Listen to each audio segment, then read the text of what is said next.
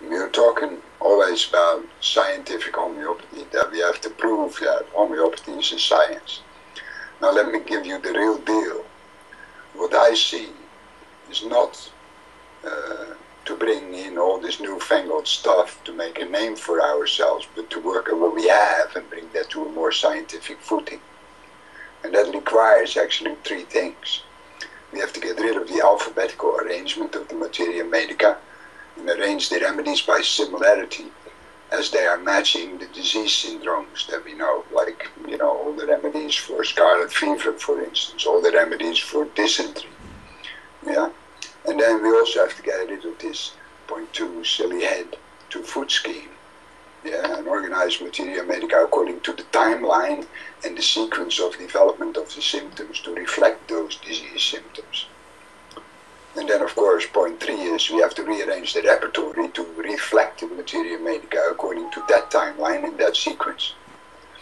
And once we have accomplished that, then we have a true scientific footing for homeopathy. And then the law of similars can no longer be denied nor refuted.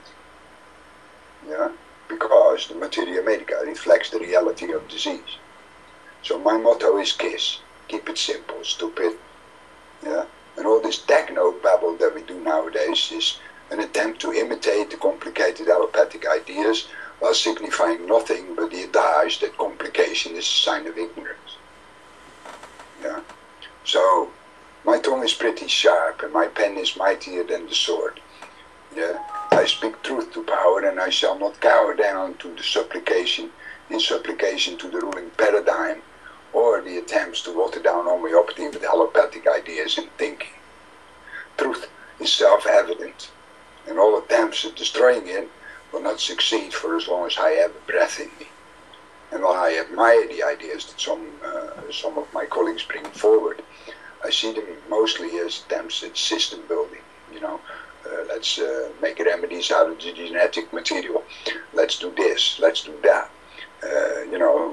There's a whole group, dialectic homeopathy, but that is not what it is about. Yeah? We are beginning to feel the attempt to rob us of our power. And to say it already is a loss implicates that it's too late and that we are fighting a rearguard battle. But that's not true. And I'm the one here who is the militant, and I go in full frontal attack on anyone seeking to disparage my beloved homeopathy. Open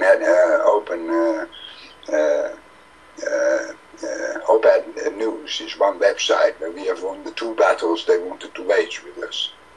Now the only way to win is to rally our troops, and that's the client base. They are running in the 100 million in Europe and 3.5 billion worldwide. There are 3 million practitioners in the world as opposed to 1 million regular doctors. So all we need to do is jointly confront them. Yeah, and to me, TCM, traditional Chinese medicine, and Ayurveda, yeah, and Bach flowers, they are our allies, but the combo prescriber is the enemy, because he has already succumbed to allopathic thinking, and he caters to the allopaths in the hope of greater recognition. But we don't need their recognition, we need to be their replacement. And that is the crucial point. If we are starting to use their terminology, their types of tests, and their use of language, that is to admit we have to already succumb to them. We need not to convince them, but we need to convince the public. We need to make the public aware they can vote out the politicians that cater to big pharma and vote in those that cater to the people. And again, we need to organize this Materia Medica so that it reflects the reality of the disease syndrome and it can no longer be denied. And instead, colleagues insist we should use material science, chemistry, biochemistry and nanotechnology to show the denialists that we are right. And I say, no matter how much you show them, they will still deny it. If you are a grocer, the supermarket is the enemy. And the only way you stay in business is to convince the consumer that your products are better, your price is lower, and your service is supreme. You will never convince the supermarket of that, however much you try. So we are not dependent on the supermarket, but on consumers. And that's the same in homeopathy. We are not dependent on the recognition of the denialists and the skeptics. Yeah?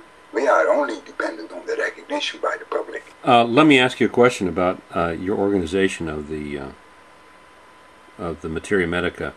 You're talking about, first you mentioned talking about organizing around relationships of the remedy relationships. Yeah. Is that right? Yeah. Can you give me an example of that? What you're talking about? For instance, nowadays there's many people that say that, we should group all the Solanaceae in one book because they have a common theme. This is nonsense. Yeah, we should organize them according to, say, for instance, scarlet fever. Yeah, how many remedies are there for scarlet fever? There are about 20. Yeah, we organize them in such a way that the remedies that are being most used for this disease syndrome, which we call scarlet fever, they form the head of a group. Yeah, and then all the others are suspended from it, so to speak. So you're suggesting that the remedies be organized around the affliction, as opposed to trying to find afflictions that fit that group of remedies. Is that what you're saying? Yes, exactly. We have to reflect the reality of disease, and not the imaginary system that, for instance, the Solanaceae are all similar, because they are not. Yeah, it is of course ridiculous to take the potato, the Solanum tuberosum, for a case of scarlet fever where stramonium and belladonna serve very well. Yeah, but the tomato and the potato are not going to do anything, because otherwise we would not be able to get scarlet fever, because we eat tomatoes and potatoes in our daily diet. But these are nightshades, are they not? They're all nightshades. Yeah, they're all nightshades. But you see, belladonna and stramonium, they grow in the moderate climates. Yeah, many stramoniums also grow in the tropical climate.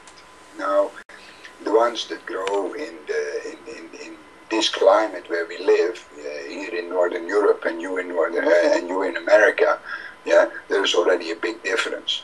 Yeah, because what grows in one climate, man finds everything that he needs in his environment. Yeah, in his direct environment, in the habitat in which he lives, he finds everything he needs for food and everything he needs for medicine. Yeah, it's all localized. It's all individual, as homeopathy teaches. Yeah, so what is individual about it is that you live in that particular habitat, and in that particular habitat you find all the remedies that you need. So you have this thing, how shall we put it, in my surroundings here in London, it's of course all concrete. Yeah, but if I go a little bit outside London, yeah, and I go a little bit in what they have left of nature, yeah, I go into a piece of forest, and in that piece of forest, if I live close by there, then everything that I need is found in that piece of forest, all the medicines that I need. And then you find that the remedy that I and my children need in the case of scarlet fever, they will grow right there. Yeah, as an example, I can give you a simple example. There was a friend of mine. He lives in Scotland. He lives also in the middle of the city, but he was lucky. He had a house with a big yard. Yeah, and so one day he calls me up and he says, "Man, I got this rash," and his voice was raspy. Yeah, and his character was raspy. Yeah, and okay, you have a rash. What do you want me to do? And he says, "I want you to get rid of it." So, right, I went to Glasgow, yeah, and I arrived at his house, and he opens the gate, and I drive my car inside, and everywhere that I looked, it was full of nettles. Yeah? And so the guy was just like his nettles, yeah, stingy and raspy and irritable and like that. So he says, "What shall we do?" Well, what we do is we take the nettles and we flog him. And so we fed him drunk, and he fell off his chair, and we stripped him, and we flogged him with the nettles till his skin swelled up. And the next day, everything was gone. And 6 weeks later, all the nettles in his garden were gone. Why? Because like is attracted by like, until you don't need it anymore, and then it disappears. Fantastic.